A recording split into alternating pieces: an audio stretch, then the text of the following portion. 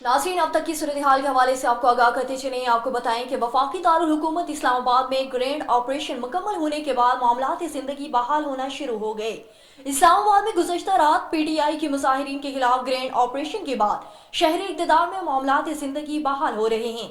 आज से कारोबारी और कल से तालीमी सरगर्मियां बहाल हो जाएंगी। जगह जगह मुजाहिरीन के छोटे कपड़े जूते पड़े हैं और मुतादिद गाड़ियां भी लावारिस हैं। इंतजामिया ने पीटीआई के एहतजाज के बायस बंद की जाने वाली सड़कों को आमदोरफ्त के लिए खोल दी।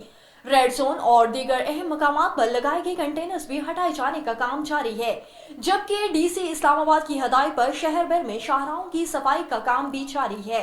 एहतजाज की आड़ में तशद्दुद कार्रवाइयां मुजाहिरीन के हमलों में पंजाब पुलिस के 2 अहलकार शहीद, 280 से ज्यादा जख्मी हो गए। रिपोर्ट के मुताबिक पंजाब पुलिस की 22 गाड़ियों को भी नुकसान पहुंचा।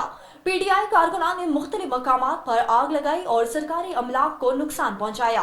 वीडियोस में मनसूबाबंदी से तोड़फोड़ और जलाओ गिराव वाज़े नजर आया।